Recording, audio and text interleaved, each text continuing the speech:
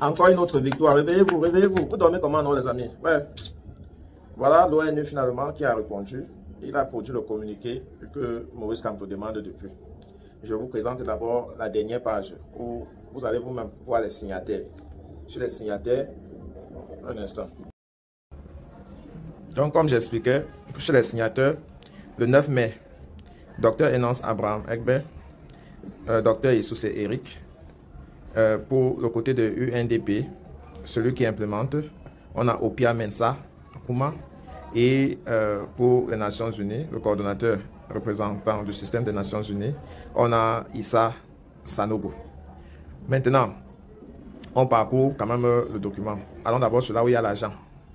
Il nous disait ici que le total de ressources pour faire leur projet. Bref, leur projet c'est quoi? Les formations, les accompagnements des personnels. Ils ont déjà commencé, ils ont fait un atelier à Yaoundé dernièrement. Donc, vous voyez, on nous parle de 5 millions, on est en dollars. 5 millions, on va multiplier ça directement pour connaître le pactole que les gars ont mis. Et connaître, parce que le plus souvent, on dit que c'est celui qui met l'argent qui contrôle. Et il met l'argent selon ses calculs. Et donc, on nous parle de 5 918 004. On multiplie ça, c'est en dollars, donc on va multiplier ça fois 600 seulement. Ça nous donne 3 milliards. Donc, l'ONU vient de donner 3 milliards 550 millions 808 400. Voilà ça en chiffres. Voilà les fonds que l'ONU vient de mettre sur l'élection présidentielle et l'élection locale. Parce que le projet débute en 2000. Voilà ça ici. On te dit que le projet débute en mars 2025, comme vous pouvez voir là. Et ça va aller jusqu'en août 2027. Donc, les gars ont ciblé surtout l'élection présidentielle et les élections locales, soit 30 mois. Ils appellent ça projet d'assistance technique des Nations Unies au cycle électoral 2025-2027. Bon, on va lire rapidement pour les bêtes. Bref description.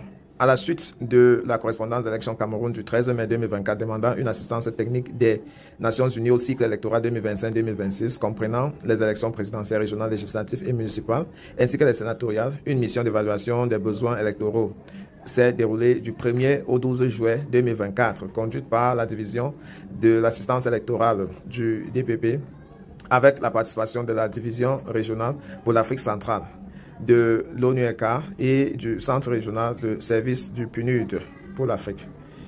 Le présent projet se construit en se basant sur les éléments de l'enquête ainsi que la décision du point focal de l'Organisation des Nations Unies délimitant les domaines d'intervention de cette assistance technique aux élections prévues en 2025 et en 2026. Considérant le contexte spécifique, les recommandations de la NAM qui veut dire tout simplement mission d'évaluation des besoins électoraux, ainsi que les orientations stratégiques du coordonnateur résident de l'ONU au Cameroun, le PNUD a adopté une approche consultative avec les différentes agences susceptibles d'être impliquées dans le processus électoral. Est-ce que Kamto a été consulté? Parce que si Kamto était consulté, il ne devait pas se plaindre. Donc, maintenant, la prochaine lettre on doit adresser la prochaine lettre aux dirigeants du PNUD pour qu'ils nous expliquent comment il peut venir au Cameroun, faire des consultations sur le projet électoral sans consulter le parti numéro 1 de l'opposition. Il s'explique. Une task force composée des points focaux du PNUD, de l'ONU Femmes, de l'OIM, de UCDH et de l'UNESCO et de l'UNFPA a été mise en place pour une meilleure coordination et cohérence de l'assistance électorale sur le système des Nations Unies au Cameroun. En outre, le projet s'aligne sur le cadre de coopération des Nations Unies pour le développement durable 2022-2026 pour le Cameroun, conformément aux priorités nationales de développement et le couvre les élections en appui au renforcement des capacités institutionnelles et à la promotion de la participation citoyenne, priorité stratégique. Participation citoyenne, on a vu combien de membres de l'ONU accompagner les formations politiques qui sont les véritables véhicules qui mobilisent. Du moins, depuis 2024, MRC a tellement bossé pour mobiliser les acteurs principaux, qui sont les électeurs, aller s'inscrire. La participation citoyenne, n'est-ce pas? Mais, contrairement, c'est ELECAM qui était en train de vouloir déranger le MNC dans ce travail-là, avec les kits déficitaires, avec les personnels qui, souvent, demandaient de l'argent aux représentants du MNC et on ne connaissait pas que ELECAM, lui, il prend tout l'argent qu'on a donné, on parle de 3 milliards, pour organiser ces séminaires. Sur la base des conclusions et recommandations de la mission d'évaluation des besoins électoraux et de la décision du point focal, l'objectif ultime de ce projet est de contribuer à la création et au maintien d'un environnement de confiance et de sérénité entre les principaux acteurs électoraux, de renforcer la capacité du personnel et des agents de terrain de l'ELECAM dans la préparation et la gestion des élections, ainsi que promouvoir la participation citoyenne inclusive et l'éducation civique durant ce processus électoral. De façon spécifique, il s'agit de favoriser la concertation multi-acteurs en faveur de l'apaisement du processus électoral. Est-ce que vous êtes au courant que la liste nationale n'a pas été publiée au ONU? Notamment à travers les plateformes consultatives, les commissions mixtes, mais également en ciblant des groupes d'acteurs spécifiques tels que les leaders religieux, les médias, les organisations de la société civile, y compris les organisations féminines et des jeunes. Oui, sur ce plan-là, vous êtes fort. Mais l'opposition se plaint que tous ces groupes-là au Cameroun sont inféodés par le système en place. Appuyer le renforcement de la capacité institutionnelle de l'ELECAM, la formation des personnels et des officiers de l'ELECAM pour une meilleure mise au niveau en vue de la préparation de l'organisation et de la gestion des élections.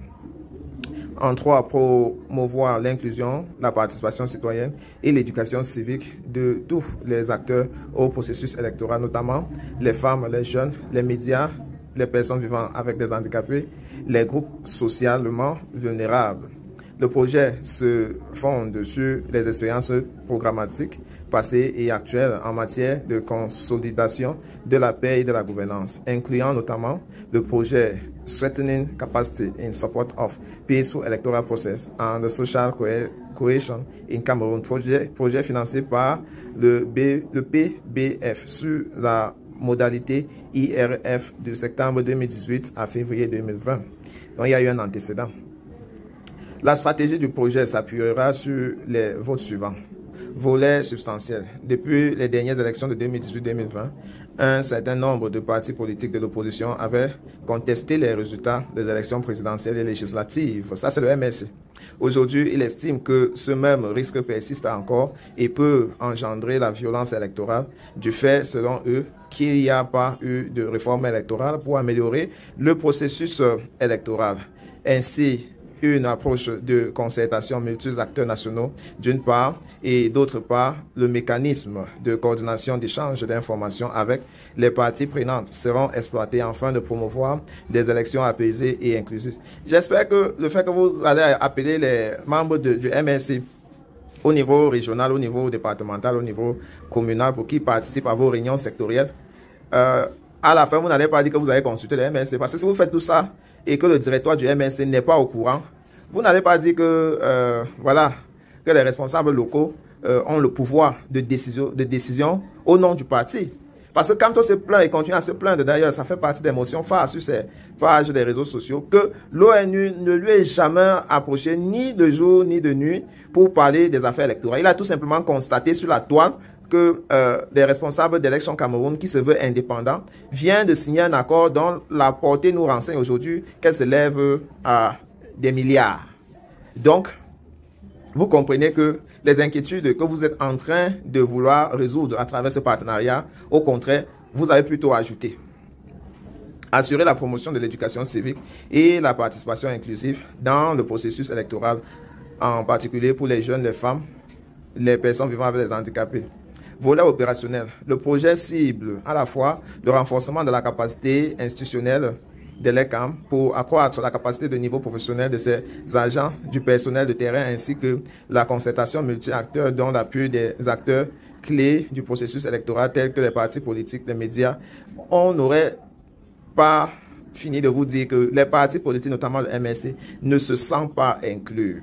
Ne profitez pas du fait qu'il y a des partis, des propositions au Cameroun pour confondre avec les partis qui font véritablement le travail et qui représentent les Camerounais. D'ailleurs, les chiffres et les débats sur la vie politique camerounaise en témoigne.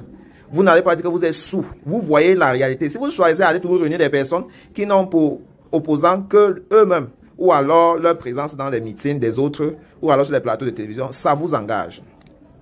Donc, contrairement au cycle électoral passé, une autre dimension innovante a été mise lors de ce projet d'activité d'assistance électorale de façon coordonnée et cohérente avec le système des Nations Unies ou par les 5 agences PNUD de tout cela. En effet, le coordonnateur résident mettra en place des mécanismes efficaces de coordination et d'échange d'informations pour rationaliser les efforts des entités des Nations Unies, promouvoir l'alignement sur les stratégies globales, assurer une action cohérente et respecter strictement la portée recommandée de l'engagement des Nations Unies. Désolé, on n'a pas l'impression que c'est ce qui est fait.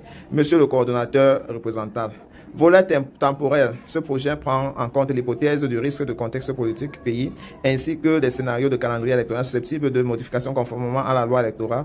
Il considère le rôle géostratégique du pays dans la région de l'Afrique centrale et du continent pour contribuer à travers des activités de cohésion sociale et la tenue des élections pacifiques. Il permettra également d'adapter les modes d'action de programme pour permettre aussi la clôture des effectifs des projets en cas où des adaptations stratégiques et programmatiques peuvent être envisagées par des parties prenantes. Dans l'approche transversale de considération de la paix et de la mise en œuvre,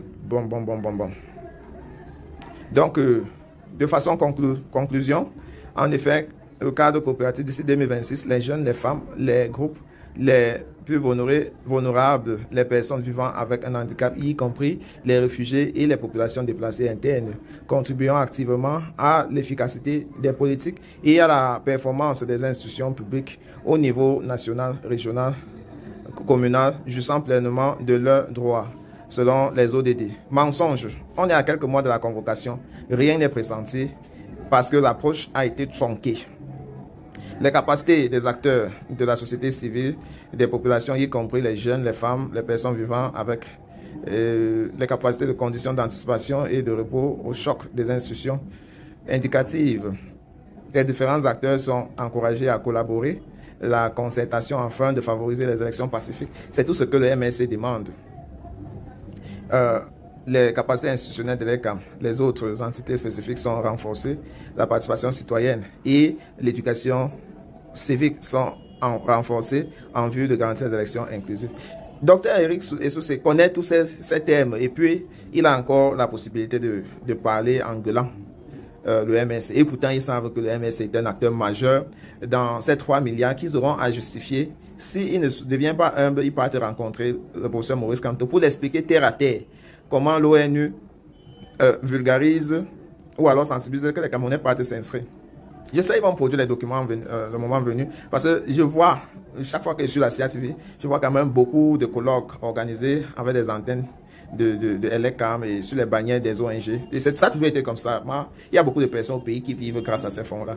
Et c'est aussi ça qui rend la vie politique timide. Parce qu'une fois qu'ils ont récolté l'argent, eh bien, prennent leurs vacances, ils s'en fichent même des élections.